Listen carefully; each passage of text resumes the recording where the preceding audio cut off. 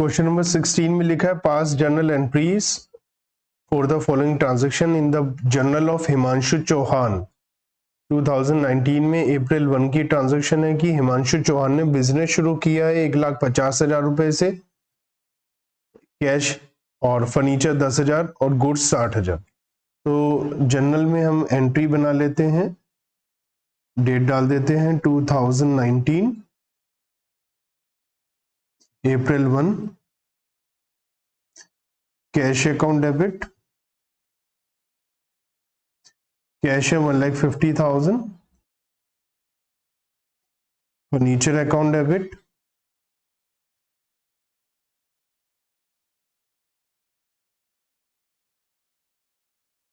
$10,000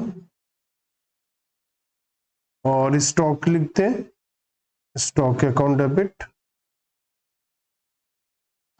60,000 to capital account. तो total कितना हो गया 2,20,000। नरेशन में आ जाएगा being business started with cash furniture and stock.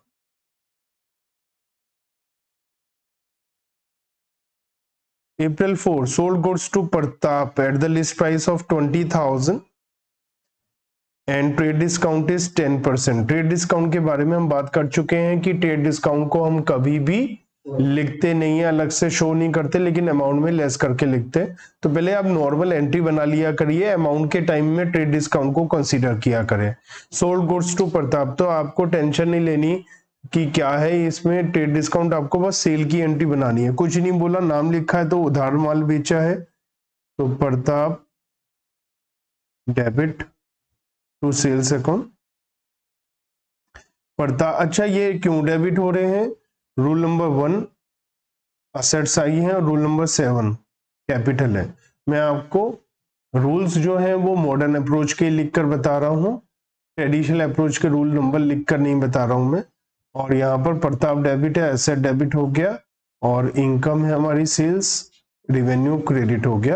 और नरेशन में लिख देंगे being goods sold to Pratap at 10% trade discount. अब हमारा जो अमाउंट था वो 20,000 था। आप चाहें तो यहाँ नरेशन में लिखकर दिखा सकते हैं, list price 20,000 minus 10% trade discount 2,000, that is 18,000 आ जाएगा। ऐसा लिखकर आप दिखा सकते हैं, 18,000 आ जाएगा, या वर्किंग नोट में लिखकर दिखा सकते हैं। नेक्स्ट ट्रांजैक्शन है, प्रताप ने माल वापस करा 2,000 का लिस्ट प्राइस, 2,000 रुपए के लिस्ट प्राइस का माल वापस किया है। माल वापस आया तो सेल रिटर्न है, हमारी इनकम कम हो गई, तो sales returns account debit rule number 6। Rule number 5 कहता है रेवेन्यू इनकम बढ़ेगी तो क्रेडिट, रूल नंबर 6 करता है कम होगी तो डेबिट। टू प्रताप, प्रताप हमारी एसेट है, वो कम हो गई क्योंकि अब हमें पैसा कम मिलेगा उससे। Being goods returned by Pratap, list price ₹2,000 less 10% trade discount 200 equal to 1,800। जब हमने माल बेचा था तो हमने सस्ता बेचा था, जब वापस आएगा तब भी तो सस्ता ही वापस आएगा। ये थोड़ी ना 18,000 का बेचा 20,000 का वापस हो जाएगा। तो ट्रेड डिस्काउंट रिटर्न पर लेस करेंगे, ये बहुत इंपॉर्टेंट बात है, ये बात आपको ध्यान रखनी चाहिए। चलिए आगे बढ़ते हैं। 10 तारीख को हमें फुल सेटलमेंट में प्रताप से 16,000 रुपए मिल गए। जब भी लिखा हो फुल सेटलमेंट में, इसका मतलब हिसाब किताब खत्म हो गया, नक्की हो गया। अब हमारा प्रॉफिट लॉस जरूर होगा, ज्यादातर चांस है, और वो भी क्या होता है, कैश डिस्काउंट होता है, जिसे हम जर्नल एंट्री में लिखते भी हैं। क्योंकि प्रताप ने हमें पैसा दिया है तो कैश अकाउंट डेबिट हो जाएगा। रूल नंबर 1 पैसा आया है 16,000, वर्किंग नोट में लिखेंगे, इसमें डिस्काउंट होगा तो डेबिट हो जाएगा, मुझे पता है डेबिट है इसलिए मैं लिख रहा हूं रूल नंबर 3, लेकिन आप वर्किंग नोट में आप लिख सकते हैं कि सेल्स हुई थी 18,000 की, less sales returns, sales return हुआ था 1800 का, तो 16,200 रुपए लेने थे हमने इनसे और रिसीव्ड हुए 16,000, तो 200 रुपए का डिस्काउंट हो गया, तो 200 रुपए का डिस्काउंट है और हमें प्रताप से जो पैसा मिला है वो 16,200 मिलना था, तो हमारे प्रताप नाम की एसेट कम हो गई 16,200 से। Being Pratap settled his account and cash discount of ₹200 allowed, हमने उसको 200 रुपए की डिस्काउंट भी दे दी। आगे है अप्रैल 15 को फर्नीचर खरीदा 12,000 रुपए का, तो फर्नीचर खरीदा है 12,000 रुपए का, तो फर्नीचर आया हमारे पास, असेट आती है तो हम उसको डेबिट करते हैं, तो 15 अप्रैल को एंट्री बना देते हैं फर्नीचर अकाउंट डेबिट, फर्नीचर आया हमारे पास 12,000 रुपए, 12,000 असेट है, असेट बढ़ती है तो डेबिट करते हैं टू कैश अकाउंट, असेट कम हो गई क्रेडिट कर दिया। रूल नंबर 2 नरेशन में लिख देंगे बीइंग फर्नीचर परचेस्ड,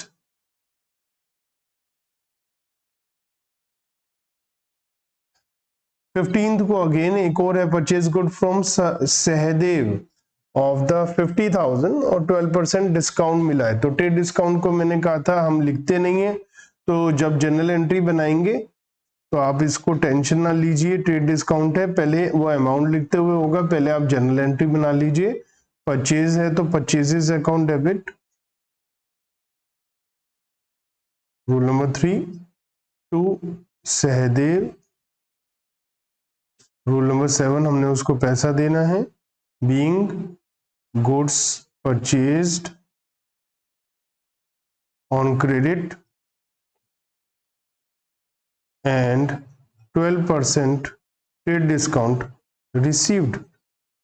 अब हम यहां पर लिख सकते हैं 50,000 माइनस 12%, 50,000 का 12% 6,000 होता है, तो 44,000 रह जाएगा, तो 44,000 रुपीज से हमारी जनरल एंट्री बन जाएगी। 50,000 में से 6,000 का ट्रेड डिस्काउंट लेस हो गया।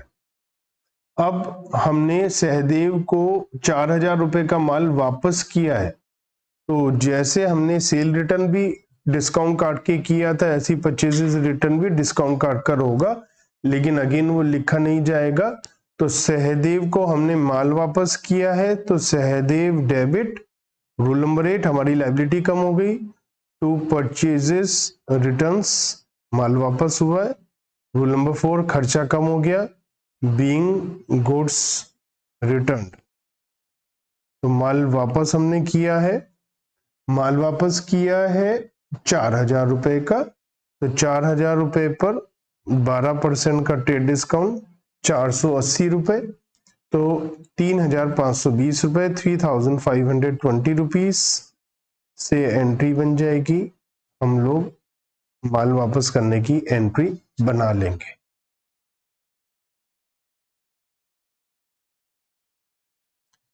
अब 20 को सहदेव को हमने पेमेंट करी है और 5% का डिस्काउंट मिला है, तो इसको वर्किंग नोट में निकाल लेंगे। हमने उससे परचेजेस करी थी 44,000 रुपीज की, हमने उसको रिटर्न कर दिया था माल और 3,520 रुपीज का माल उसे वापस कर दिया था, तो इसका मतलब 40,480 रुपीज हमने उसको देने थे, और अब हमने उसको जब हिसाब किताब उसका पूरा किया तो हमें 5% का डिस्काउंट मिला, तो हमें डिस्काउंट मिला 5%, तो 40,480 का 5%,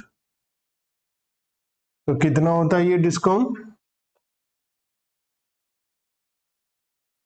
40,480 का 5%, 2,024 रुपीज का डिस्काउंट हो गया, और बाकी का पैसा 38,456 रुपीज ये हम लोगों ने पेमेंट कर दिया होगा। तो यहाँ पर जनरल एंट्री बना लेते हैं 20 को, सहदेव डेबिट, लायबिलिटी कम हो रही है और उसका हिसाब 40,480 का खत्म हो रहा है। हमारी जेब से जो कैश जा रहा है वो 38,456 का जा रहा है, और हमें डिस्काउंट मिल रहा है टू डिस्काउंट रिसीव्ड। जो डिस्काउंट रिसीव्ड है रूल नंबर 5 के हिसाब से है, और ये है 2024 being account of Sahdev settled and 5% cash discount received। तो हमने ये भी एंट्री कंप्लीट कर दी। आगे बढ़ते हैं, गुड्स सोल्ड टू आकृति एंड शिखा। तो अप्रैल 21 को एंट्री बना देते हैं, आकृति डेबिट, और इसे हमने 20,000 रुपीज का गुड सेल किया है, और शिखा को 32,000,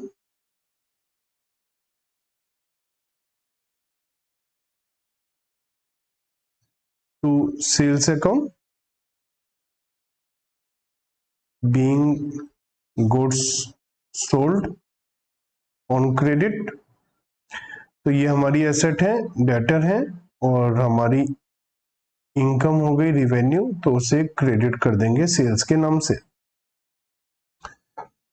24 हमें आकृति से 19,600 रुपीज फुल सेटलमेंट में मिल गए, तो हमने उससे 20,000 लेने थे और हमें फुल सेटलमेंट में मिल गए 19,600, तो 400 रुपीज का हमने डिस्काउंट दे दिया। तो cash account debit rule number 1 19,600, discount दे दिया हमने, तो discount allowed account debit rule number 3 400 to Akriti rule number 2, हमारी एसेट कम होगी 20,000 बीइंग कैश रिसीव्ड फ्रॉम आकृति इन फुल सेटलमेंट। तो हम लोगों ने फुल सेटलमेंट की एंट्री बना दी एक बार फिर से। इंश्योरेंस प्रीमियम की पेमेंट करी है इसी दिन, तो अप्रैल 24 को insurance premium account debit, insurance premium हमारा एक्सपेंस होता है rule number 3 1,500 rupees to cash या bank account being insurance premium paid. Life insurance premium होता तो ड्राइंग से लिख देते हम लोग। नेक्स्ट है इंश्योरेंस प्रीमियम प्रोप्राइटर का दिया है, तो ये पर्सनल एक्सपेंस हो गया, तो यहाँ ड्राइंग्स आ जाएगा, drawings account debit to cash account being insurance premium of proprietor paid. तो ये पर्सनल एक्सपेंस हो जाएगा 2,400 रुपीज, प्रोप्राइटर के पर्सनल एक्सपेंसेस की पेमेंट करी है हमने। नेक्स्ट ट्रांजैक्शन है हमारे पास 26 को परचेज गुड्स 16,000, तो नोट में लिख लेते हैं हमारा लिस्ट प्राइस है 16,000, इसमें से ट्रेड डिस्काउंट है 10%, 1600, तो कितना रह गया 14,400। और फिर हमारा कैश डिस्काउंट है CD 2%, तो 14,400 का 2% 288, तो ये माइनस करके 14,112 रुपीज की ट्रांजैक्शन है। हमने माल खरीदा है तो परचेजेस की एंट्री हो जाएगी 26 अप्रैल को, परचेजेस अकाउंट डेबिट, परचेजेस 14,400 की है और टू कैश अकाउंट,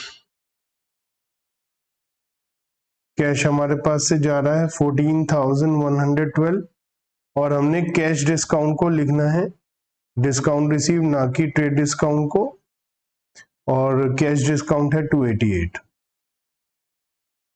नरेशन में लिख देंगे being goods purchased, list price 16,000, 10% trade discount, 2% cash discount. तो ये हमने परचेजेस की एंट्री बना दी। शिखा से फुल सेटलमेंट में पैसा मिला है और 5% का हमने उसको डिस्काउंट दिया है। शिखा को हमने 32,000 रुपए का सामान 21 तारीख में बेचा था, तो शिखा को 32,000 रुपीज लेना था हमने इसको, और 5% का हमने इसे डिस्काउंट दिया है, तो 1,600 रुपए का डिस्काउंट दे दिया। 32,000 32,000 का 5% होता है 1,600 और 30,400 रुपीज हमें मिलने वाले हैं। तो कैश अकाउंट डेबिट हो जाएगा। डेट है हमारे पास अप्रैल 27। Cash account debit rule number 1 30,400, हमने डिस्काउंट दिया है तो discount allowed account debit rule number 3 हमारे लिए लॉस है 1,600 टू शिखा, शिखा से हमें 32,000 रुपीज मिले हैं। या नरेशन में लिख देंगे being cash received from Shikha in full settlement, ऐसा हम लिख देंगे। Paid for advertisement, salary and rent, यहाँ पर तीनों एक जैसे खर्चे हैं तो हम इनकी कंबाइन एंट्री बना सकते हैं। Advertisement account debit,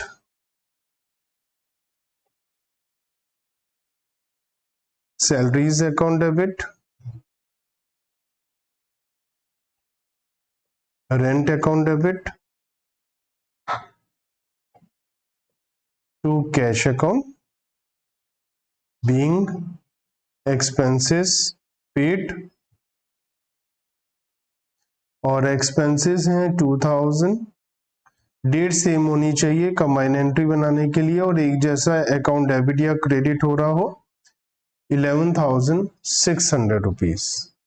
last entry है कमीशन रिसीव्ड, अगर हमें कमीशन रिसीव्ड होती है तो हमारे पास पैसा आ जाता है कैश अकाउंट डेबिट, और 1,000 का कमीशन है और कमीशन इनकम है, इनकम को हम क्रेडिट करते हैं रोल नंबर 5 के हिसाब से। नरेशन लिख देंगे बीइंग कमीशन रिसीव्ड।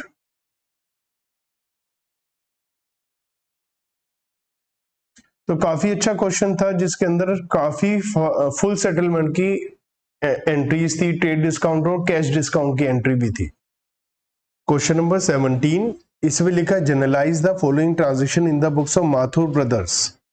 और Feb 1 को इन्होंने बिजनेस स्टार्ट किया है 50,000 कैश में, 4,50,000 चेक के थ्रू, और बिल्डिंग भी इन्होंने बिजनेस में लगाई है। तो जब हम इसका एक तो प्रॉपर फॉर्मेट से हमें बनाना है, फॉर्मेट होना चाहिए प्रॉपरली।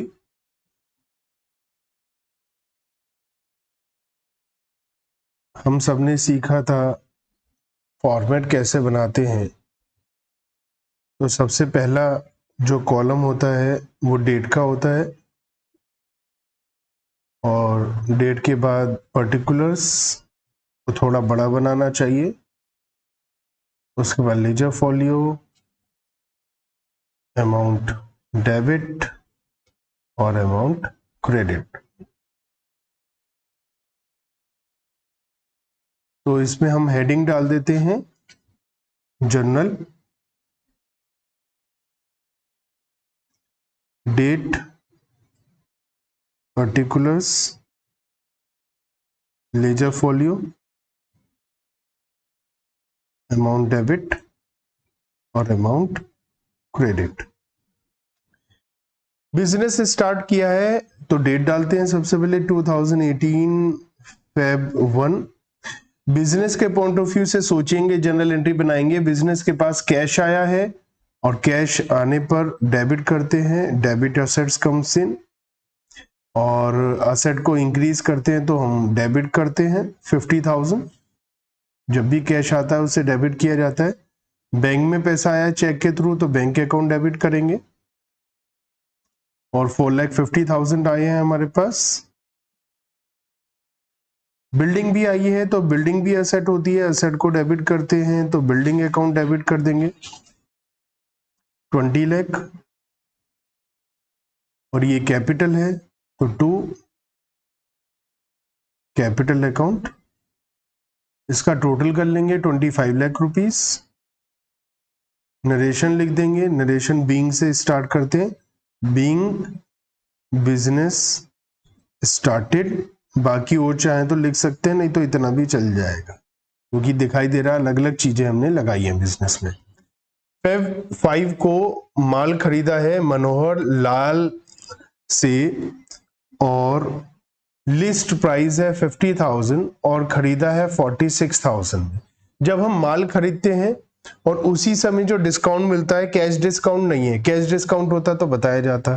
तो 50,000 का सामान डिस्काउंट पे मिला है 46 में, तो ये 4,000 ट्रेड डिस्काउंट है, और जो ट्रेड डिस्काउंट है उसे कभी भी शो नहीं किया जाता है। तो हम सीधा माल खरीदने की एंट्री बना देंगे। माल खरीदने पर परचेजेस अकाउंट डेबिट होता है, और अगर किसी का नाम दिया हुआ है और कैश नहीं लिखा तो हम एज्यूम करते हैं उधार खरीदा है। तो टू मनोहर लाल 46,000। नरेशन में आप लिख सकते हैं बीइंग गुड्स परचेज्ड फॉर ₹46,000, और लिख सकते हैं लिस्ट प्राइस 50,000। नरेशन में लिख सकते हैं, ऐसा भी लिख सकते हैं trade discount received 4,000। Feb 17 purchased goods costing 1 lakh from Sahil and Company paid 60% immediately by check to avail 5% discount. तो ये कैश डिस्काउंट है क्योंकि हमने अभी अभी इनको पेमेंट करी है और उस पेमेंट की वजह से हमें डिस्काउंट मिला है। और जो कैश डिस्काउंट होता है उसको हम जनरल एंट्री में लिखते हैं, शो करते हैं। तो माल खरीदा हमने Feb 17 को, परचेजेस अकाउंट डेबिट। अब जो ट्रेड डिस्काउंट है वो शो नहीं होता, अलग से अमाउंट में से रिड्यूस हो जाता है तो नेट अमाउंट दिखाई देती है जनरल में, लेकिन कैश डिस्काउंट अलग से दिखाया जाता है।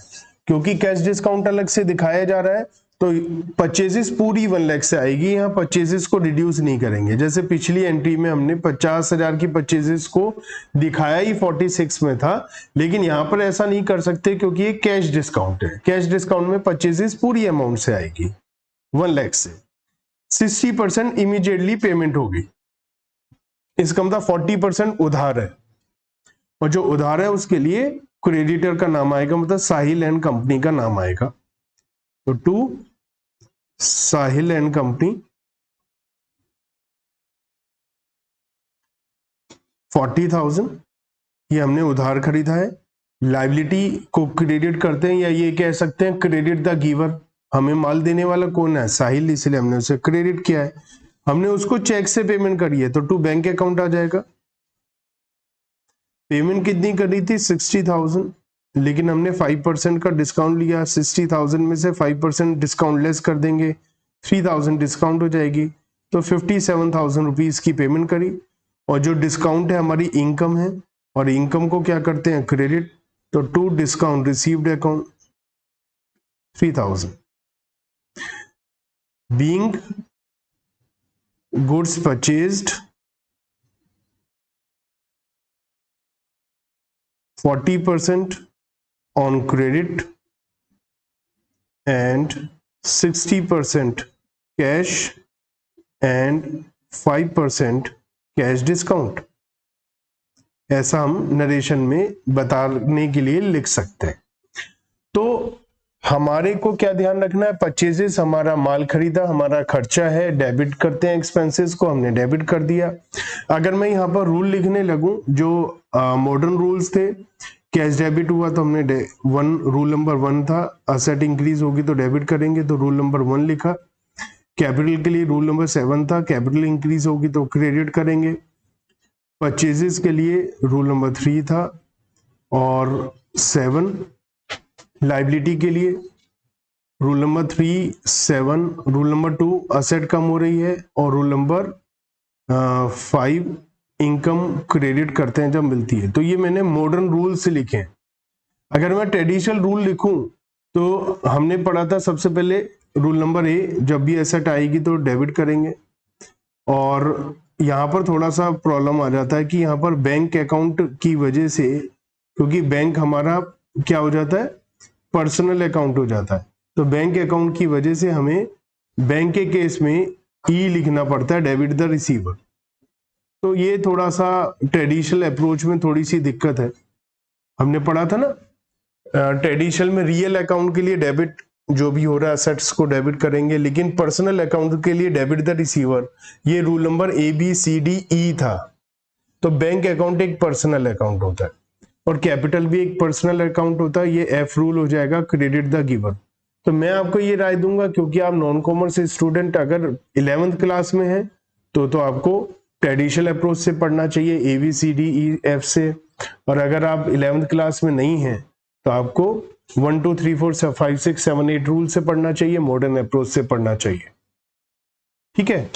रूल Feb 24 हमने माल बेचा है 40,000 वाला 38,000 में, तो ये ट्रेड डिस्काउंट है और ट्रेड डिस्काउंट को हम दिखाते नहीं है। तो Feb 24 हमने माल बेचा है, किशोर एंड कंपनी नाम लिखा और कैश नहीं लिखा, इसका मतलब उधार बेचा है। तो किशोर एंड कंपनी डेबिट, क्योंकि वो हमारी एसेट हो गई, सेल करने पर हम डेबिट करते हैं एसेट को, rule number 1। To sales account rule number 5, और ये 38,000 आएगा। नरेशन में आप लिख सकते हैं being good sold to Kishore and trade discount given. Being goods sold to Kishore on credit, list price के और सेटलमेंट प्राइस जो भी है आप लिख सकते हैं। इसके बाद लास्ट ट्रांजैक्शन है sold to Kanika and company, 1 lakh का माल है, कॉस्ट है 1 लाख, माल की कॉस्ट है 1 lakh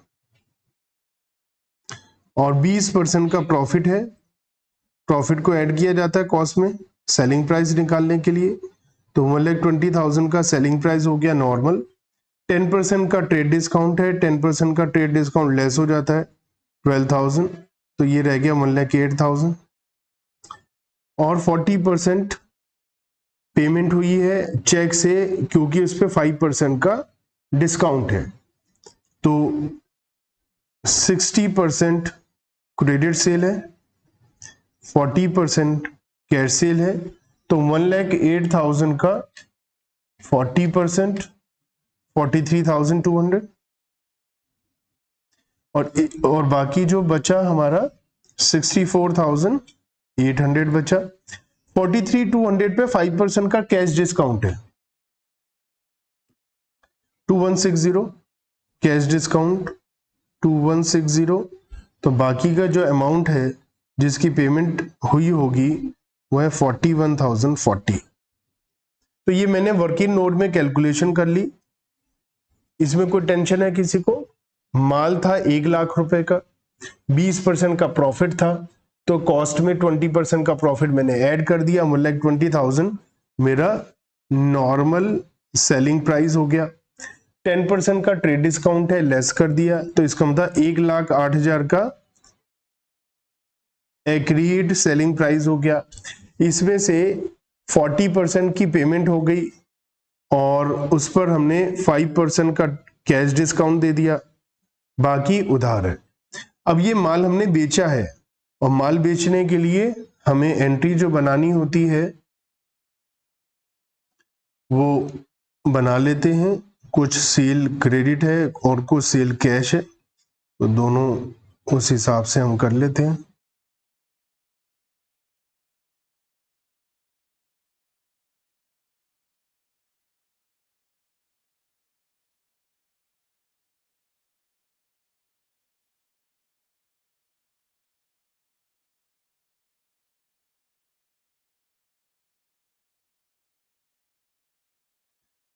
Feb 26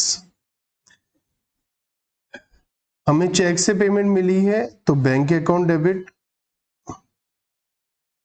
rule number 1, 41,040 rupees की पेमेंट मिली है हमें।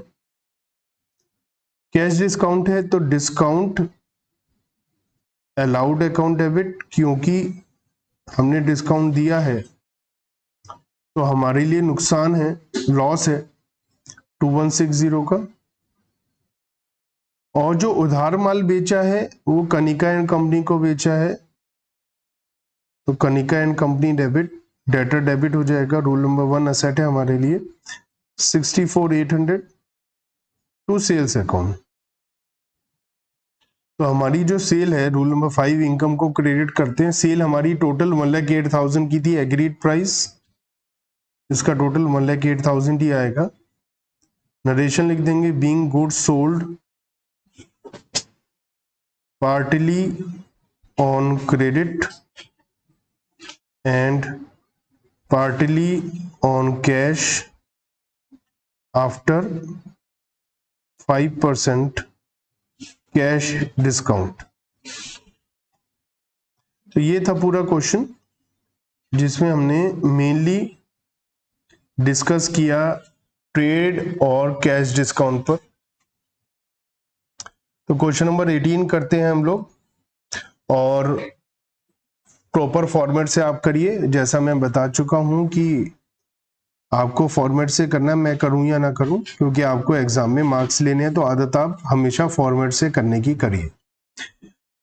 इसमें शंकर स्टोर की बुक्स में जनरल एंट्री बनानी है। अप्रैल 1 को 5 लाख रुपए के से बिजनेस शुरू किया है और उसमें से 4 लाख रुपए बैंक में जमा करें। इसका मतलब ये नहीं है 9 लाख रुपए से बिजनेस शुरू हुआ है, बिजनेस 5 लाख से शुरू हुआ है और हमने उसमें से 4 लाख रुपए बैंक में जमा करा दी। तो या तो 2 एंट्री बनाइए, cash account debit to capital 5 lakh और फिर बैंक टू कैश 4 लाख, या एक साथ भी बना सकते हैं, सेम डे है तो कोई इतनी बड़ी बात इसमें नहीं है। तो 2018 April 1 bank account debit 4 lakh, cash account debit 1 lakh to capital account 5 lakh. Narration आप लिख दीजिएगा, मैं नहीं लिखूंगा अब नरेशन, आपको लिखनी है। लेकिन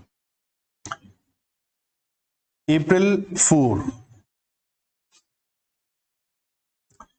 हमने 1,40,000 रुपए का माल खरीदा है, जिसमें से आधा उधार है और आधा नकद है। तो 1,40,000 का माल खरीदा है, माल खरीदने पे परचेजेस अकाउंट को डेबिट करते हैं। 1,40,000 आधा कैश है तो टू कैश अकाउंट 70,000 और आधा नकद है तो टू खरीदा सुधीर से तो टू सुधीर 70,000। तो परचेजेस को डेबिट करते हैं, कैश जाता है तो क्रेडिट करते हैं, उधार खरीदा लायबिलिटी है क्रेडिट करते हैं। तो एंट्री होगी purchases account debit to cash to Sudhir. आते हैं एंट्री नंबर अप्रैल 7 पर। हमने बिल्डिंग खरीदी है 2 लाख रुपए की, 2% का ब्रोकरेज है, 24,000 रुपए का रजिस्ट्रेशन चार्जेस है। हमने पेमेंट बिल्डिंग की तो चेक से करी है, ब्रोकरेज और रजिस्ट्रेशन चार्जेस कैश में पेमेंट कर रहा है। तो आप हमेशा ध्यान रखिएगा जब भी कोई एसेट खरीदते हैं तो एसेट को खरीदते ही उसके रजिस्ट्रेशन ब्रोकरेज ये सब उसकी कॉस्ट में ही ऐड हो जाता है। और जब हम कोई एसेट खरीदते हैं तो एसेट को खरीदने के लिए परचेजेस वर्ड यूज नहीं करते हैं, परचेजेस वर्ड हम माल के लिए यूज करते हैं, एसेट के लिए एसेट का नाम आता है। तो हमने बिल्डिंग खरीदी है तो बिल्डिंग का नाम ही आएगा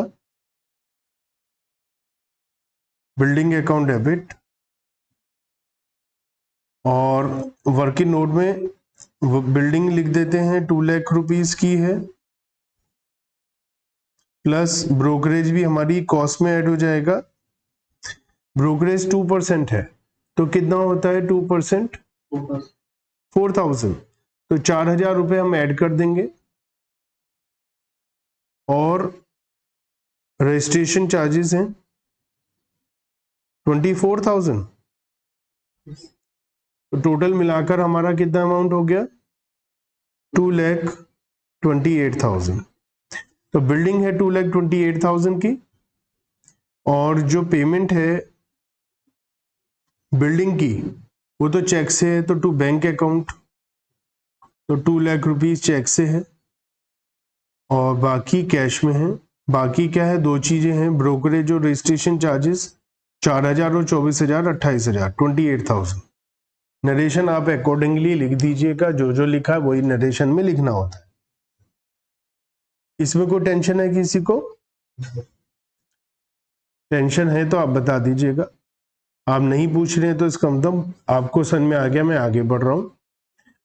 अप्रैल 12 माल बेचा अरुण को 2 लाख रुपए का, उसने 1/4 कैश दे दिया। तो अप्रैल 12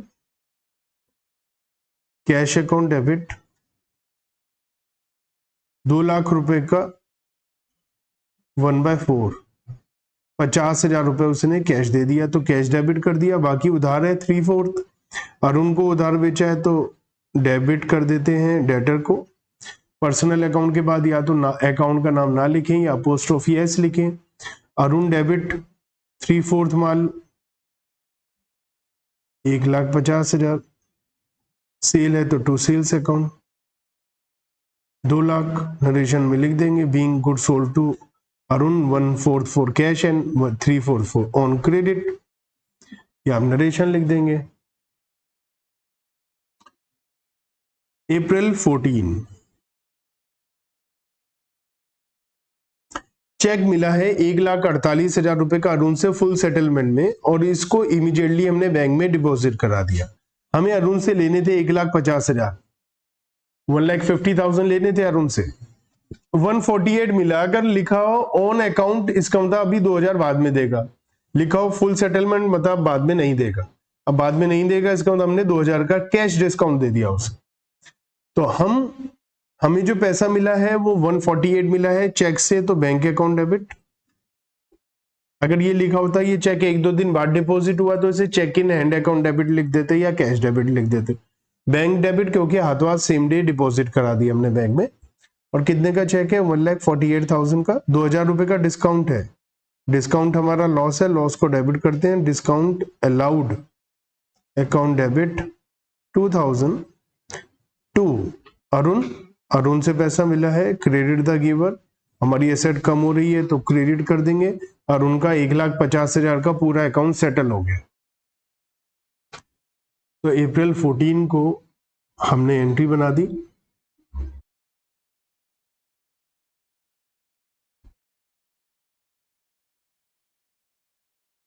ठीक है, आगे बढ़ते हैं। स्टेशनरी के लिए 16 अप्रैल को हमने 180 रुपए खर्च किए हैं। जो स्टेशनरी होता है वो हमारा एक्सपेंस होता है और एक्सपेंस को डेबिट करते हैं। तो एक्सपेंस को डेबिट कर देते हैं। अप्रैल 16,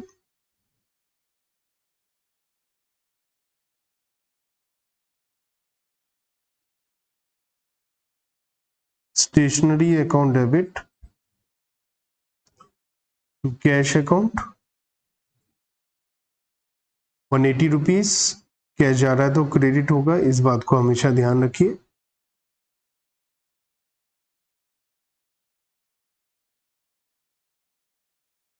नेक्स्ट है paid fire insurance premium on building by check.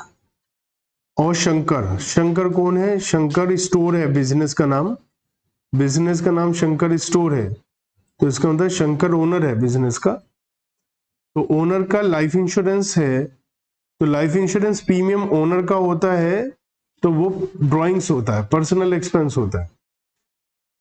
तो ये ड्राइंग्स की बात हो रही है, हमें पता है ड्राइंग्स के लिए क्या एंट्री होती है। तो दोनों अलग अलग टाइप की चीजें हैं, दोनों की पेमेंट चेक से है, सेम डे है, दोनों इंश्योरेंस है। एक बिजनेस का इंश्योरेंस है फायर इंश्योरेंस प्रीमियम, और एक ड्राइंग्स है। हम चाहें तो दोनों एंट्री को एक साथ भी बना सकते हैं, चाहें तो दोनों एंट्री को अलग अलग भी बना सकते हैं। तो अप्रैल 17 है, कायदे से अलग अलग बनाए तो ज्यादा अच्छा है, क्योंकि दोनों का दोनों एक्सपेंस नहीं है, दोनों अलग अलग हैं। तो अप्रैल 17 को अगर हम पहले एंट्री बनाए, इंश्योरेंस प्रीमियम है फायर इंश्योरेंस प्रीमियम, तो fire insurance account debit to bank account 1000। Narration में यही आ जाएगा, fire insurance premium on building paid by cheque. और फिर जो इसी डेट पे अप्रैल 17 को ही लाइफ इंश्योरेंस प्रीमियम है, तो ये ड्राइंग्स के नाम से आएगा, drawings account debit to bank. Narration में हम लिख देंगे being life insurance premium of Shankar's life paid by cheque, ताकि पता चल जाए ये ड्राइंग्स तो है लेकिन किस चीज का अमाउंट है। ठीक है, स्टाफ का होता, वैसे स्टाफ का जनरली हम लाइफ इंश्योरेंस का पेमेंट नहीं करते, हेल्थ इंश्योरेंस का करते हैं, और वो हेल्थ इंश्योरेंस जो होता है वो सैलरी में काउंट हो जाता है, सैलरी का खर्चा है, या स्टाफ वेलफेयर एक्सपेंसेस में आ जाता है, या इंश्योरेंस प्रीमियम ऑन स्टाफ भी लिख सकते हैं, लेकिन लाइफ इंश्योरेंस नहीं होता है, क्योंकि लाइफ इंश्योरेंस मीन्स आप सैलरी दे रहे हो उसको। पेड फॉर ऑफिस क्लीनिंग, तो ऑफिस क्लीनिंग एक्सपेंसेस या ऑफिस एक्सपेंस भी लिख सकते हैं। तो April 20 office expense account debit to cash account, कुछ नहीं कहा तो मान लेते हैं कैश में पेमेंट हुआ है, 200 रुपए एक्सपेंसेस को डेबिट करते हैं, कैश को क्रेडिट करते हैं। हमने किराए पर दी थी बिल्डिंग और उससे 2500 रुपए मिले हैं, तो किराया मिला है हमारे पास, पैसा आया है ना, पैसा आता है तो कैश को क्या करते हैं, पैसा आता है तो कैश को क्या करते हैं, डेबिट। तो cash account debit to rent received, क्योंकि रेंट पेमेंट भी होता है, तो रिसीव्ड लिखने से पता चल जाएगा कि इनकम वाला पोर्शन है ये, कहीं हम गलती से P&L के डेबिट में ना लिख दें। हमने 2000 रुपए का एडवर्टाइजमेंट एक्सपेंस किया है, तो उसके लिए एंट्री बना देते हैं। अप्रैल 28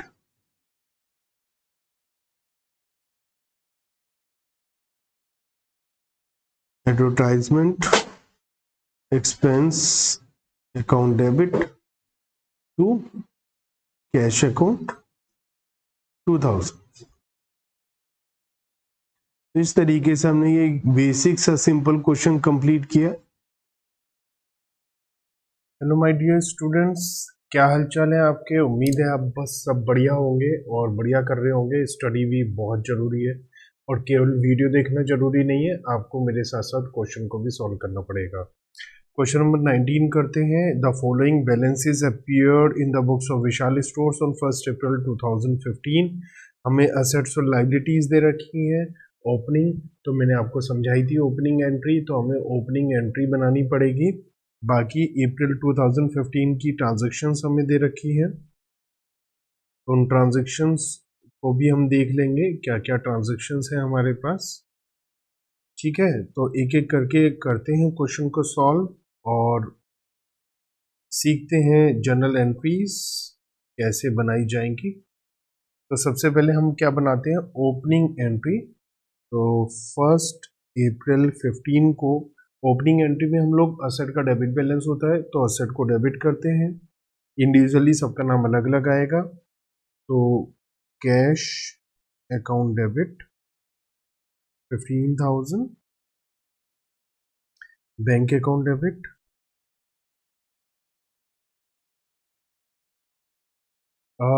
बैंक अकाउंट डेबिट के सामने जो फिगर है वो कुछ गड़बड़ है, लेकिन ये 5,000 है। ठीक है, ये 5,000 है। Stock 40,000, stock account debit 40,000, furniture debit 3,600,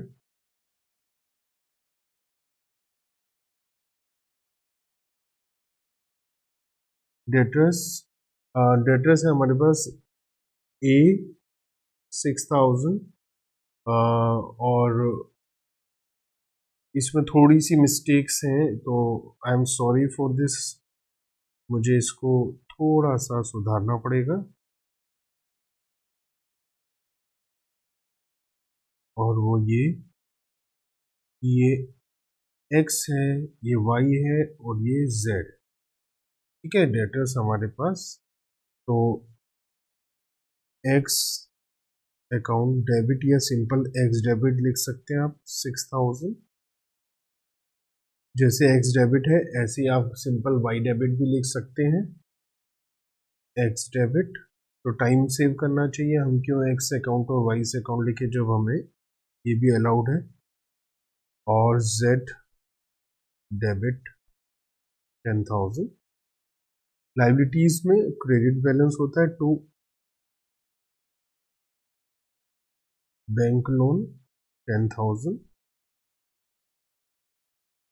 और क्रेडिटर्स 12,500। उसमें अजय विजय है हमारे पास, तो 2 अजय 5,000 और 2 विजय 7,500। टोटल शुड मैच, तो जो बैलेंसिंग फिगर होगा वो किस नाम से आ जाएगा, कैपिटल के नाम से, कैपिटल अकाउंट। नरेशन में लिख देंगे बीइंग ओपनिंग बैलेंसेस रिकॉर्डेड, या ब्रॉड फॉरवर्ड कुछ भी लिख दीजिए, उससे कोई फर्क नहीं पड़ता है। तब देख लेते हैं क्या डिफरेंस आ रहा है। डेबिट साइड का टोटल है 15,520 plus 40 plus 3,600 plus 6,000 plus 8,000 plus 10,000, 87,600 minus 10,000 minus 5,000 and minus 7,500। तो हमारे पास 65,100 आ जाएगा। तो ये कैपिटल हो जाएगी बैलेंसिंग फिगर, क्योंकि डेबिट और क्रेडिट का टोटल हमेशा मैच होना चाहिए। इन केस हमें कैपिटल नहीं दिया तो वो बैलेंसिंग फिगर आ जाएगी। बिना कैपिटल के तो कोई बिजनेस हो ही नहीं सकता। ठीक है, अब हमारे पास नेक्स्ट ट्रांजैक्शन है अप्रैल 2 को। Bought goods from Kailash 20,000 at a trade discount of 10% and cash discount of 2%, paid 60% amount immediately। तो बच्चों इसको दो ट्रांजैक्शन में, दो जर्नल एंट्री में भी हम लिख सकते हैं, एक में भी लिख सकते हैं। मैं आपको पहले दो में लिखकर बता देता हूँ, फिर एक में बता दूंगा। जैसे हमने परचेज किया है कैलाश से 20,000 का, तो purchases debit to Kailash 20,000 minus 10%, तो 18,000 की तो परचेजेस हो गई। अब हमने जब पेमेंट करेंगे हम, तो कैलाश डेबिट 60% का पेमेंट हो रहा है, तो 18,000 का 60%,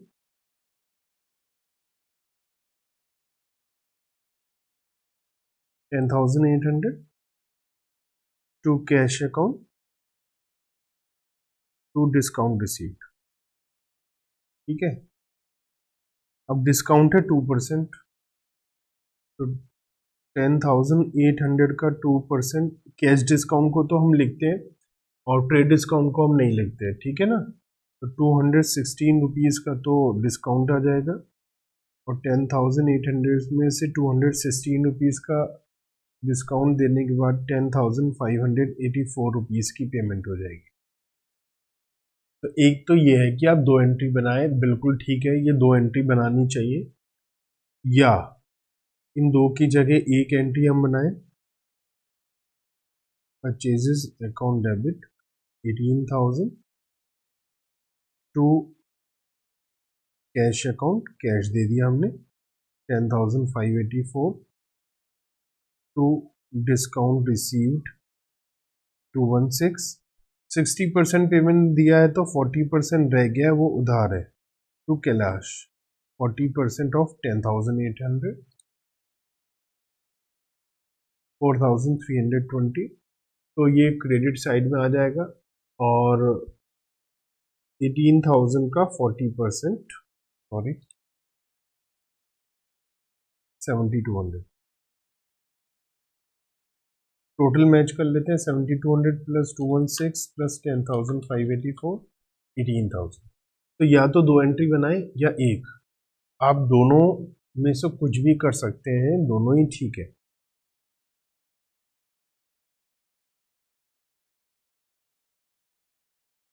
तो 2 अप्रैल को purchases account debit 18,000 to Kailash, हम पहले 40% उधार भी लिख सकते हैं, 7,200 to cash account to discount received, और डिस्काउंट रिसीव्ड में आएगा 10,800 इंटू 60% इंटू 2%, या इसे वर्किंग नोट में दिखा सकते हैं आप, ब्रैकेट में लिख दीजिए वर्किंग नोट, और वर्किंग नोट में जो मैंने कैलकुलेशन करा वो कर दीजिए, क्योंकि यहाँ पर आप एक तरीके से गंदगी फैलाएंगे इन केस आप यहाँ कर रहे हैं। तो यहाँ पर इससे अच्छा यही है, हमने वर्किंग नोट में सारी कैलकुलेशन कर ली है, तो हम अभी मैं बता देता हूँ क्या लिखेंगे। 10,584 की पेमेंट है, नरेशन में लिख दीजिए being goods purchased from Kailash at 10% trade discount and 2% cash discount. Details given in working note. आप ऐसा कर सकते हैं, कोई इशू नहीं होगा, ठीक है। नाउ नेक्स्ट ट्रांजैक्शन पर आते हैं हम। Sold goods to X for 9,000. If nothing is given, cash amount is not given and only it is given the name of the debtor, so you should assume it is credit sales. तो कुछ नहीं कहा तो इसे हमें credit sales मानते हुए हमें क्या काम करना पड़ेगा, x को डेबिट करना पड़ेगा 4,415 x debit to sales account being goods sold to x 9,000. Okay, next transaction, receive 4,800 from A in full settlement of his account.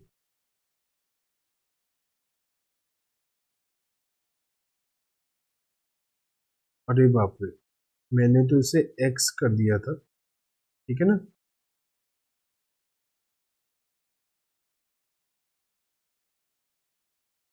Receive from x in full settlement of his account. X से हमें 6,000 rupees लेने थे, और इससे 6,000 rupees लेने की बजाय हम लोगों को पूरा सेटलमेंट में ए हमारा था 6,000 रुपीज लेने थे, और मतलब ए मतलब एक्स, और उसको माल भी बेचा था हमने। तो अभी हम देख लेते हैं हिसाब किताब इसका।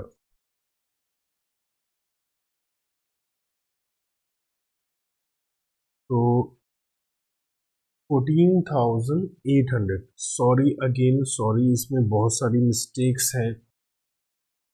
ये है 14,800। 14,800 जो आपके पास असाइनमेंट आएगा, वो मैं पहले ही ठीक कर दूंगा, तो आपको कोई इशू नहीं आएगा। इशू मुझे आ रहा है अभी ये रिकॉर्डिंग करते हुए, क्योंकि यहाँ पर मिस्टेक दिखाई दे रही है। ऐसा होता नहीं है, मेरे असाइनमेंट में 99.99% जगह मिस्टेक नहीं होती है, बट इंसान है, गलतियाँ होती है। तो ये गलती से ये क्वेश्चन मैंने अब शुरू करने से पहले देखा नहीं और मिस्टेक्स वाला आ गया। इसे मैं ठीक कर चुका था, लेकिन गलती से ये मैंने पुराना असाइनमेंट शायद खोल लिया रिकॉर्डिंग करते हुए। अब इतनी रिकॉर्डिंग हो चुकी है तो मेरा मूड नहीं कर रहा कि मैं वापस जाऊं। ठीक है, तो एक्स की बात करते हैं। एक्स का ओपनिंग बैलेंस था 6,000, और हमने April 4 को एक्स को और माल बेचा 9,000 का, तो इससे हमें 15,000 रुपीज लेने थे, और इसने 14,800 दे दिया फुल सेटलमेंट में। इसका मतलब 200 रुपीज का इसे हमने डिस्काउंट अलाउ कर दिया है। Opening value is 6,000 and amount to be extra amount goods sold was 9,000 on April 4. So total amount receivable is 15,000. He has paid 14,800 on April 5. It means 200 discount allowed. Okay. So on April 5,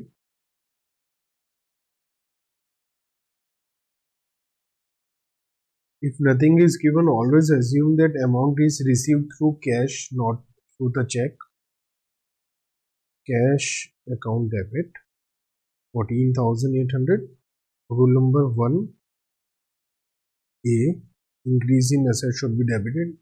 Whenever cash is received, you should debit cash, and whenever you pay cash, you should credit. ये तो आपको याद हो गया होगा, है ना। और यहाँ पर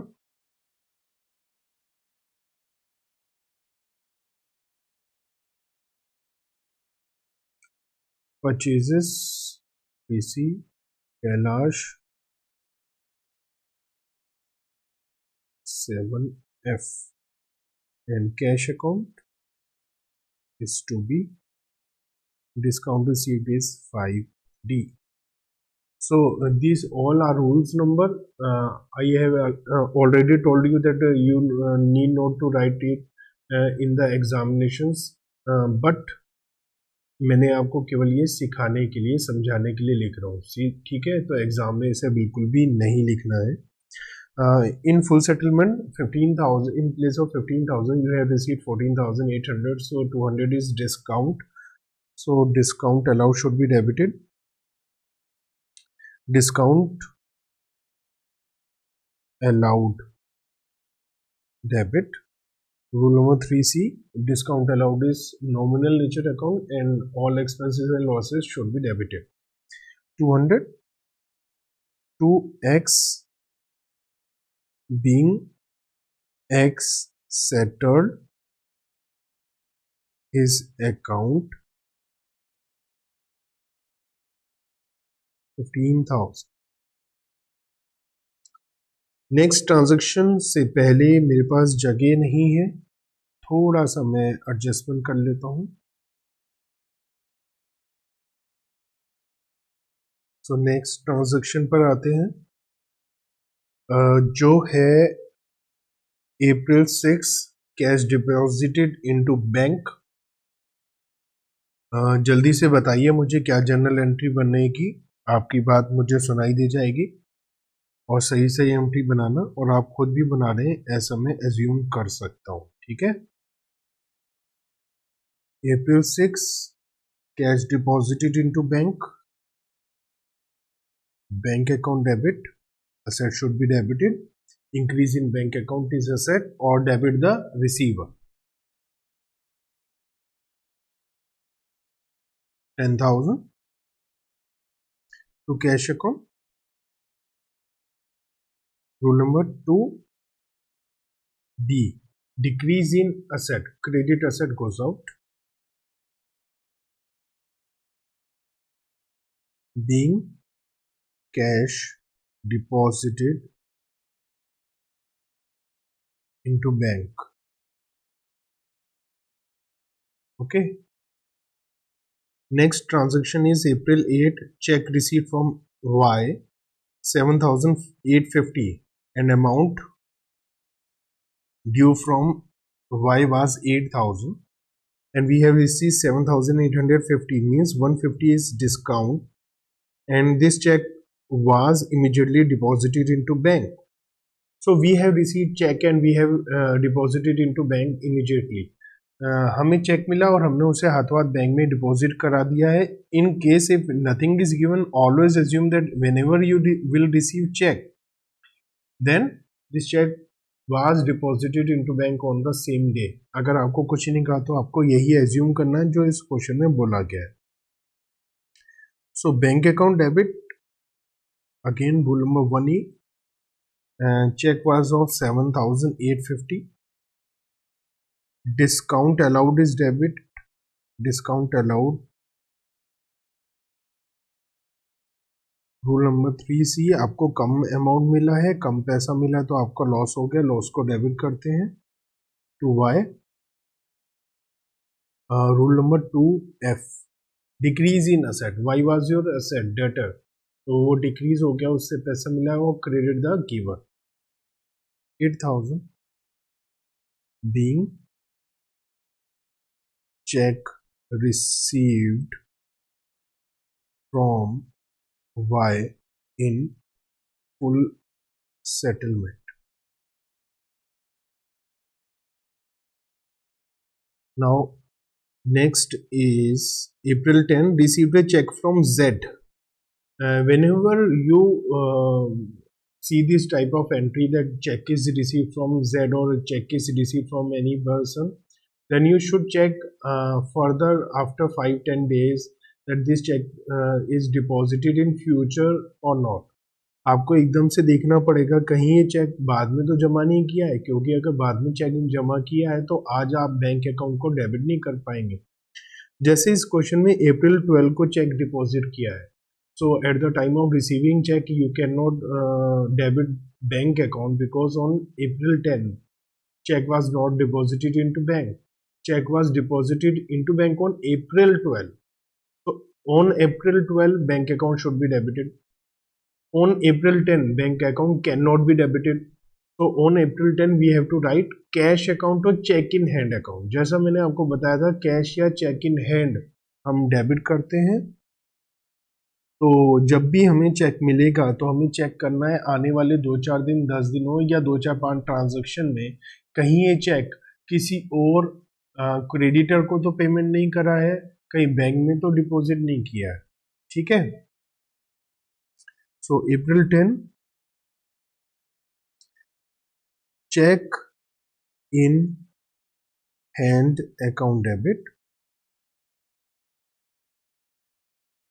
चेक रिसीव हुआ है 2,000 का to Z 2,000,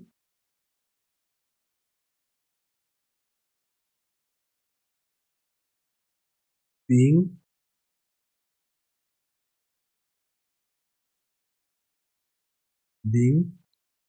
check received. Now this check is deposited into bank on April 12, then April 12 bank account debit 2000 to check in hand. We may say that we can use cash account also, but I will recommend to use check in hand account, being check of Z deposited into bank. Okay, now April 15 check received from Y dishonor. Y से जो check मिला था वो dishonour हो गया। भैया ये तो बहुत बड़ा बवाल हो गया, क्योंकि हमने जो Y से चेक मिला था तो Y को हमने डिस्काउंट भी दिया था। क्यों दिया था डिस्काउंट? क्योंकि हमें उसने पेमेंट करी और हमने डिस्काउंट दिया, लेकिन पेमेंट तो मिली ही नहीं। तो इसका मतलब डिस्काउंट जो दिया वो फालतू में दिया, वो रिवर्स हो जाएगा। ये थोड़ी ना कि कोई डिस्काउंट लेकर हमें चेक पकड़ा जाएगा और चेक डिसऑनर हो जाएगा। तो if at the time of receiving cheque you have allowed some discount, keep in mind at the time of a dishonor of check that discount should be reversed.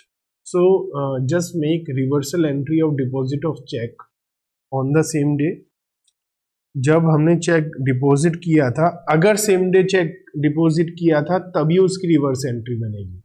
अगर check हमने बाद में deposit किया था तो उसकी रिवर्स एंट्री मत बना देना, क्योंकि वहां पर चेक इन हैंड यूज हुआ होगा। मेरा कहने का मतलब ये है कि अगर Z का चेक डिसऑनर होता तो भी हम Z debit to bank entry बनाते, Y का हुआ है तो भी हम Y debit to bank entry बनाएंगे। कहीं ऐसा मत सोचना कि हमेशा जो चेक डिपॉजिट होता है उसकी रिवर्स एंट्री बनाते। खैर April 8 को हमें चेक मिला, सेम डे डिपॉजिट किया, एंट्री हमने जो बनाई, इसका मतलब वो जो April 8 को एंट्री बनाई वो एंट्री हम बना दी चेक, तो पैसा तो आया ही नहीं, तो उसका रिवर्सल करेंगे। एक तो ये बात है। दूसरा समझने के लिए apply rules is Z Y's check is dishonored, so you will receive amount from Y in future and Y is asset should be debited. So आपको April 15 में Y को डेबिट करना है 8000 से, क्योंकि आपका ये असेट है और असेट को डेबिट करते हैं। In traditional rules there is no such type of rule why you are debiting why, लेकिन in modern rules you have rule number 1 asset should be debited and why is asset now, वो हमें पैसा देगा future में, तो Y debit हो गया rule number 1। And आपको उससे अब 8000 चाहिए, 7850 नहीं चाहिए, क्योंकि 7850 तो तब लिया था जब डिस्काउंट दिया था। डिस्काउंट तो इसलिए दिया था जल्दी पेमेंट हुआ था, पेमेंट तो हुआ ही नहीं, तो हम वाई से 8000 लेंगे। क्या बैंक में पैसा आया? बिल्कुल भी नहीं आया, हमने बैंक को डेबिट कर दिया लेकिन उसमें पैसा आया ही नहीं, तो ये रिवर्सल है। रिवर्सल ट्रेडिशनल में बोल सकते हैं रिवर्सल है to discount allowed. Reversal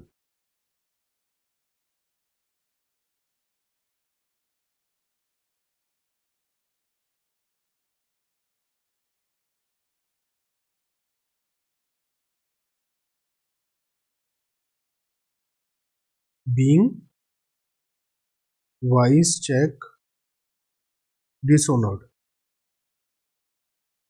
Dishonored means amount is not received, हमें पैसा नहीं मिला। ठीक है। Now April 16 कैशियल 15,000 out of which 12,000 deposited into bank। आप दो एंट्री भी बना सकते हैं, एक एंट्री भी बना सकते हैं, बट मेरी हमेशा यहाँ सजेशन होती है कि दो एंट्री बनाइए। अगर एक एंट्री बनाएंगे तो हमें लगेगा कि कुछ सेल ऐसी हुई है जहाँ से चेक मिला है, जो हुआ नहीं है। तो आपको हमेशा क्या करना चाहिए, इसकी 2 एंट्री बनानी चाहिए। अप्रैल 16 पहले कैश सेल की, cash account debit 15,000 to sales account,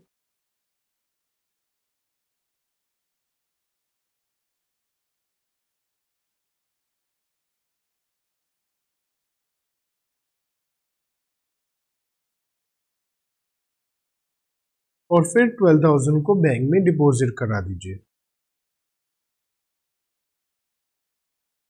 bank account debit to cash account,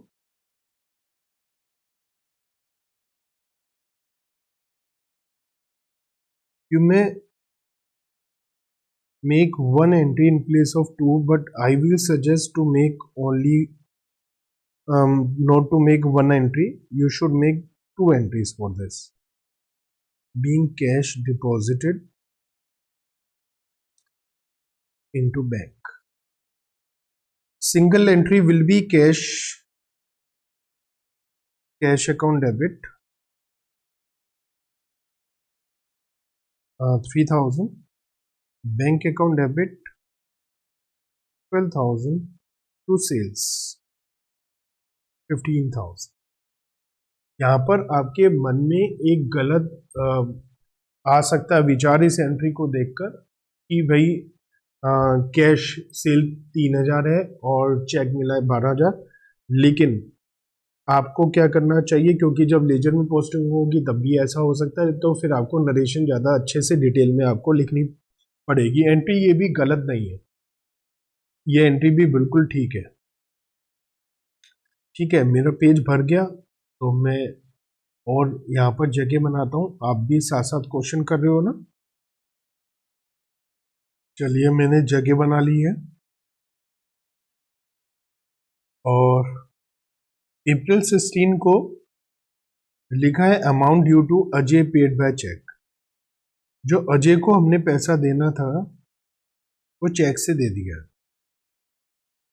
Ajay को हमने कितना पैसा देना था, 5,000 रुपये, आप देख सकते हैं। In creditors list at the beginning of the year amount payable to Ajay was 5,000। So April 16 Ajay debit, rule number 8E, decrease in liability should be debited or debit the receiver 5,000 to bank accounts because amount is paid by check. And rule number 2F, 2 means decrease in asset, bank is asset, and F means credit the giver, bank is personal account. Being check issued to Ajay. Okay. Now old newspaper sold 50, old furniture sold 750. April 18, old newspaper sold. So you cannot write bank account debit or cash account debit to old newspaper or newspaper account. There is nothing account like newspaper. आपके पास अगर आप newspaper का account open कर देंगे, जब newspaper खरीदा था, तो ऐसी सिचुएशन में तो आपके पास हजारों अकाउंट हो जाएंगे, है ना। तो हम क्या करते हैं, जो मेन अकाउंट होते हैं उसे लिखते हैं, और जो अकाउंट फालतू के होते हैं, छोटे मोटे एक्सपेंसेस होते हैं, उन सब के लिए मिसलेनियस एक्सपेंसेस, सन्ड्री एक्सपेंसेस, इस टाइप के अकाउंट यूज करते हैं। पहले भी आ चुका है, मान लिया कोई भिखारी आया, आपने 10 रुपए दे दिए, तो अब आप उसके लिए एंट्री अलग से थोड़ी ना बनाओगे, महीने के एंड में एक साथ एंट्री बना देंगे, या उस समय भी बनाएंगे, तो आप 5-5, 2-2, 1-1 रुपए के लिए अलग अलग अकाउंट नहीं खोलेंगे। मिसलेनियस या सन्ड्री एक्सपेंसेस को यूज करते हैं ऐसे इनकम के लिए भी। तो जब न्यूज़पेपर खरीदा था तो सन्ड्री एक्सपेंस या मिसलेनियस एक्सपेंस डेबिट, और जब इसे बेचा है तो भी यही अकाउंट हो जाएगा। Cash account debit, rule number 1A, newspaper 50, old furniture 750, total amount is 800। आप एक साथ एंट्री बना सकते हैं। टू मिसलेनियस इनकम या sundry income 50। To furniture, never use old furniture account, otherwise one new account will open in the name of old furniture. जब आपने furniture खरीदा, फर्नीचर अकाउंट डेबिट किया, बेचा तो फर्नीचर को ही क्रेडिट करेंगे। अगर आप ओल्ड फर्नीचर को क्रेडिट कर देंगे तो एक फर्नीचर अकाउंट नया हो जाएगा, ओल्ड फर्नीचर नया अकाउंट हो जाएगा, दो अलग अलग अकाउंट हो जाएंगे। अकाउंट क्या होता है वो लेजर में पता चलेगा, मीन्स अलग अलग नाम नहीं लिखने हैं। कैश अकाउंट है तो कैश ही है ना, कैश रिसीव्ड या कैश पेड अकाउंट थोड़ी ना है। Being newspaper and old furniture sold. Now April 20, Z became insolvent and 40 paisa in a rupee could be received from the estate which is deposited into bank. तो हमारे पास Z से पैसा लेना था हमने, है ना। Z याद करो, Z कौन है?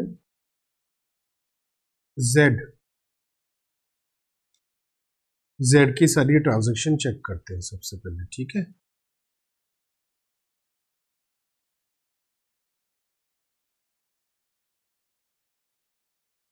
Z की सारी ट्रांजैक्शन चेक करते हैं। ये Z से 10,000 रुपीज लेने थे eight the beginning of the year, और Z से हमें 2,000 रुपीज का चेक मिल गया। तो आउट ऑफ 10,000 2,000 का चेक मिल गया, मतलब 8,000 बचे थे। उसके बाद कोई ट्रांजैक्शन नहीं हुई और हमें पता चला कि वो इंसॉल्वेंट हो गया। इट मीन्स हमें Z से 8,000 लेने थे और हमें 40% मिल गए। 8,000 का 40% हमें मिल गया, ठीक है।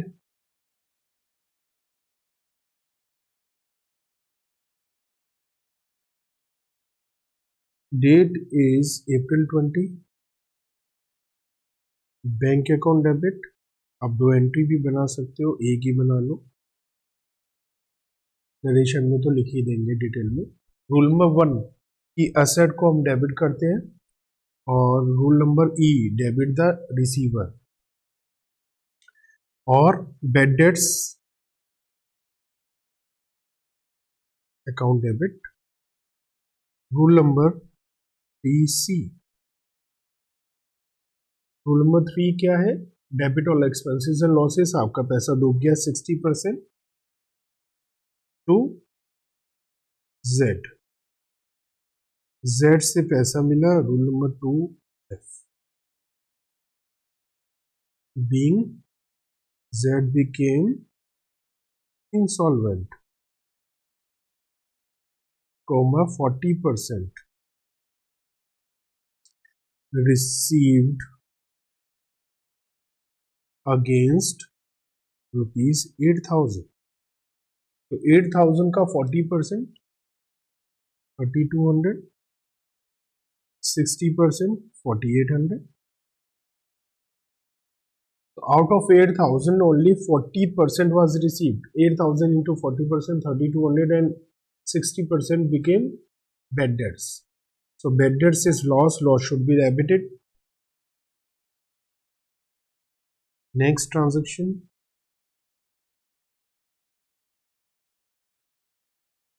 purchased goods from Gopal and paid by check 8,000, April 22। Purchases account debit, nominal account, rule number 3C, debit all expenses and losses, 8,000, amount is paid by check to bank account।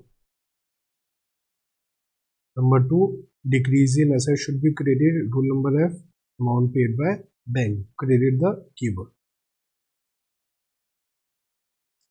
Being goods purchased by check. There is no use of Gopal here. Gopal का नाम का कोई लेना देना नहीं है क्योंकि हमने पेमेंट हाथों हाथ कर दी. ठीक है. April 24 sold half of the above goods to Chandrakant at a profit of 30%. So out of 8,000, 50% means 4,000 rupees cost 4,000 and profit is 30% on cost. Profit is 4,000 into 30%, 1,200. Selling price is 5,200. तो हमने चंद्रकांत को 5,200 rupees का good sold करा है और ये नहीं बताया कि कैश है या उधार. तो नाम लिखा है तो हमेशा क्या मानते हैं हम? उधार. If nothing is given and name of receiver और giver is given, so always assume transaction is on credit. तो ये हो गया April 24. Chandrakant debit rule number 1E 5,200 to sales account. Rule number 5D revenue or income should be credited being goods sold on credit. Next transaction, April 25, proprietor withdraw for private use 2,000 from office and 3,000 from the bank. At the time of drawings, at the time of goods or cash or amount withdrawn from the bank for personal use, we always debit drawings account. Drawings account is used in place of capital account. It is representative personal account. It represent owner's personal account. So at the time of depositing amount into business, we generally credit capital account, and at the time of withdrawal, not of capital amount, withdrawal out of profit, withdrawal for some personal use, day to day expense, we debit drawings. अगर वो अपनी capital में से पैसा निकालेगा तो हम कभी भी ड्रॉइंग्स अकाउंट डेबिट नहीं करेंगे, तब हम कैपिटल अकाउंट डेबिट करेंगे. Withdrawal of capital and withdrawal of profit is different. Profit जो कमा रहा है वो उसमें से पैसा निकाल रहा है या डे टू डे एक्सपेंसेस के लिए पैसा निकाल रहा है तो हम उसे ड्रॉइंग्स लिखते हैं. लेकिन अगर ये लिखा हो कि आउट ऑफ कैपिटल उसने विड्रॉ किया है तो कैपिटल अकाउंट डेबिट होगा. ड्रॉइंग कुछ नहीं कहा, बस ये लिखा पैसा निकाला तो आप हमेशा ड्रॉइंग्स मानिए. If nothing is given, always assume amount is withdrawn from the profit portion, not from the capital portion. Drawings account debit 5,000. Rule number 8, decrease in capital should be debited. And rule number E, personal account, debit the receiver to cash account from the office cash 2,000 and to bank account. Rule number 2F, because in modern approach bank and cash both are treated in the same manner, rule number 1 and 2, but in traditional method cash is treated as real account and rule number A and B is applicable, and bank account is treated as personal account and rule number E and F is applicable in traditional approach. Being cash being withdrawn for personal use. That's it. Paid salary to Motilal by check, paid rent by check, paid trade expenses. So you can combine first two transactions, paid salary and paid rent, because these two transactions are paid by check. But third one paid trade expenses it is paid by cash. तो अगर हम इन तीनों को add कर देंगे तो एक से ज्यादा अकाउंट डेबिट होंगे, एक से ज्यादा अकाउंट क्रेडिट होंगे, तो हम ये रिकमेंड कभी भी नहीं करते। तो आप क्या कर सकते हैं, फर्स्ट टू ट्रांजेक्शन को ऐड कर सकते हैं। क्या salary account debit, rule number 3C 2000, rent account debit, rule number 3C 1500। और इनका नेचर भी सेम है, दोनों ही एक्सपेंस है। अगर हम एक अलग डेट पे परचेजेस कर रहे होते, इसी डेट पर अप्रैल 30 को लिखा होता पेड सैलरी 2000 और अप्रैल 30 को लिखा होता गुड्स परचेज फॉर चेक, तो हम दोनों को कंबाइन नहीं करते क्योंकि दोनों का बेसिक नेचर डिफरेंट है। एक में हम गुड्स परचेज कर रहे हैं, एक में हम एक्सपेंसेस की पेमेंट कर रहे हैं। यहाँ पर हम इसीलिए कंबाइन कर रहे हैं क्योंकि दोनों में ही हम एक्सपेंसेस पेमेंट कर रहे हैं, तो नेचर भी सेम होना चाहिए। ये नहीं सेम डेट है तो सारी एंट्री मिला दो, एक से ज्यादा अकाउंट अगर डेबिट या क्रेडिट हो रहे हैं तो सबको मिक्स कर दो, ऐसा कभी नहीं करेंगे। सेम नेचर की ट्रांजैक्शंस होनी चाहिए तभी हम उन्हें ऐड करेंगे, कंबाइन करेंगे। To bank account to F3500 being expenses paid by check. Now last entry, paid trade expenses, paid expenses account debit, rule number 3C to cash account to be being expenses paid. Amount is 500. ठीक है बच्चों, तो अगर मैं बार बार कहता हूँ अगर आपको जर्नल एंट्री अच्छे से आती है तो आप अकाउंटिंग में कुछ भी कर सकते हैं, लेकिन अगर आपको जर्नल एंट्री अच्छे से नहीं आती तो आप अकाउंटिंग में बिल्कुल बकवास हो, बंडल हो, किसी काम के नहीं हो, पूरी जिंदगी अकाउंटिंग में स्ट्रगल करोगे। मैं गारंटी देता हूँ ये वाला चैप्टर जर्नल का एक एक क्वेश्चन बिना नकल मारे, बिना वीडियो देके खुद से करके फिर चेक करो अगर कोई मिस्टेक है, और अगर आपकी ज़्यादातर एंट्री ठीक होती है 99% या 100%, तो आप अकाउंटिंग में कौन हो, किंग और क्वीन हो, कुछ भी कर सकते हो। लेकिन अगर आपको जनरल एंट्री नहीं आती तो आप अकाउंटिंग में कहीं पर भी स्टैंड नहीं करते, हमेशा स्ट्रगल करोगे। तो इस चैप्टर को अच्छे से कंप्लीट कर लो तो आप अकाउंटिंग में बहुत ज़्यादा अच्छा काम करने वाले हो। हमें अशोक ब्रदर्स की बुक्स में जनरल एंट्रीज को पास करना है और ये बिहार में है। देखिए, जब within the same state माल बेचा जाता है तो उस पर CGST और SGST लगता है, जैसे इसमें लिखा है 6%। अगर ये बिहार से बाहर बेचेंगे किसी और स्टेट में तो उस पर IGST लगेगा और उसका रेट 12% हो जाएगा।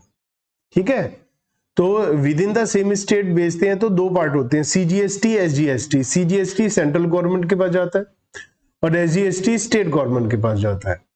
और अगर IGST होता है, इंटीग्रेटेड GST बोल देते हैं, वो एक स्टेट से दूसरे स्टेट में बेचने पर होता है, वो भी सेंट्रल गवर्नमेंट की जेब में जाता है। इस क्वेश्चन में ऐसा बोला है लगभग कि सब कुछ with in the same state है, तो हर एक में CGST और SGST ही लगाना है। सबसे पहले है जनवरी 2 हमने माल खरीदा है। जब हम माल खरीदते हैं तो माल खरीदने पर हमें GST की पेमेंट करनी पड़ती है, और जो माल खरीदते हैं वो हमारे लिए इनपुट होता है बिजनेस में, तो उस पर इनपुट GST होता है। तो एंट्री हो जाएगी purchases account debit 2 lakh, 2 lakh रुपए का माल खरीदा है। अब ये जो 2 लाख रुपए का माल खरीदने पे हम GST दे रहे हैं, ये हमारा खर्चा नहीं है, क्योंकि ये GST का पैसा तो वापस आ जाएगा जब माल बेचेंगे। तो ये असेट है कि अभी पैसा दिया, बाद में पैसा वापस आएगा। असेट है, रूल नंबर 1, असेट को डेबिट करते हैं, इसलिए हम डेबिट कर रहे हैं। Input CGST account debit 2 lakh का 6% 12,000। इनपुट SGST अकाउंट डेबिट 12,002 उधार खरीदा है और किससे खरीदा, नाम नहीं दिया तो टू क्रेडिटर्स 2,24,000। नरेशन में आप लिख देंगे being goods purchase on credit and GST paid at the rate 6% each CGST and SGST। माल बेचा है हमने 5 तारीख को, उधार बेचा है तो जनवरी 5 डेटर्स अकाउंट डेबिट क्योंकि नाम नहीं बताया, टू सेल्स अकाउंट, सेल को क्रेडिट करते हैं इनकम है 3 लाख। सेल करने पे जो GST हम कलेक्ट करते हैं उसे आउटपुट GST बोलते हैं, तो output CGST account 6% 18,000 18,000 to output SGST account 18,000 total 3,36,000। आप नरेशन लिख दीजिएगा।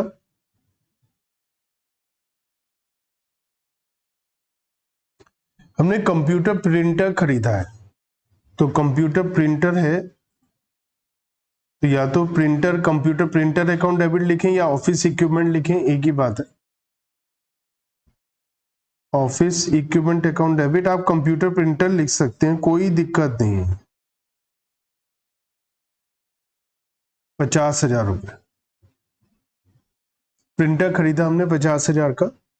अब ये असेट के ऊपर भी जो हम असेट यूज करते हैं इसका भी GST हम क्लेम कर लेते हैं, जैसे परचेजेस का GST क्लेम करते हैं, आउटपुट सेल से सेट ऑफ हो जाता है, ऐसे ही असेट का भी हो जाता है। असेट खरीदने पे जो GST दिया वो भी कंजम्पशन माना जाता है, वो धीरे धीरे कंजम्पशन है वो भी माना जाता है, तो इसके ऊपर जो GST देंगे वो भी इनपुट CGST होगा और उसे भी हम यूज कर लेंगे। इनपुट SGST अकाउंट डेबिट 50,000 का प्रिंटर है और 6% हमारा 3,000 हो गया। पेमेंट चेक से है तो टू बैंक अकाउंट 56,000। नरेशन आप लिख लीजिएगा।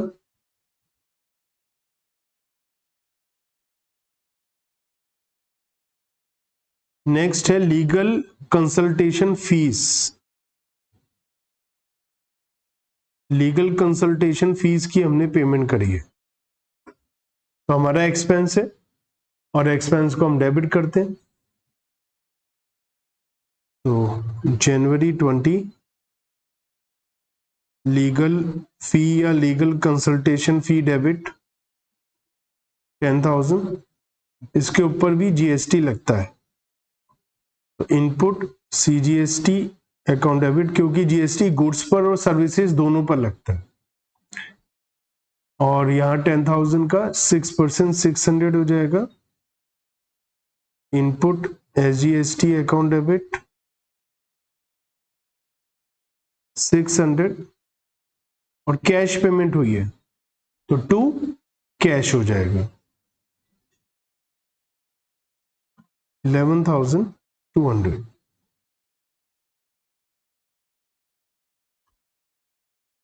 रेंट हमने 20,000 रुपए का दिया है जनवरी 22।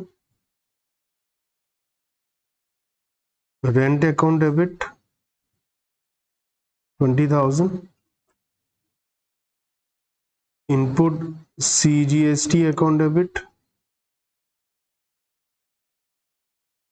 20,000 का 6% 1,200। Input SGST account debit 1,200 to bank account cheque से पेमेंट है, टोटल 22,400। अब यहां लिखा है कि बैलेंस GST की पेमेंट कर दी, तो देखो जितना CGST है उतना ही SGST है, दोनों की सेम अमाउंट है, तो अगर हम देखें इनपुट कितना है, तो इनपुट है 12,000 और 3,000 और 600 और 1200, टोटल कितना हो गया 16,800।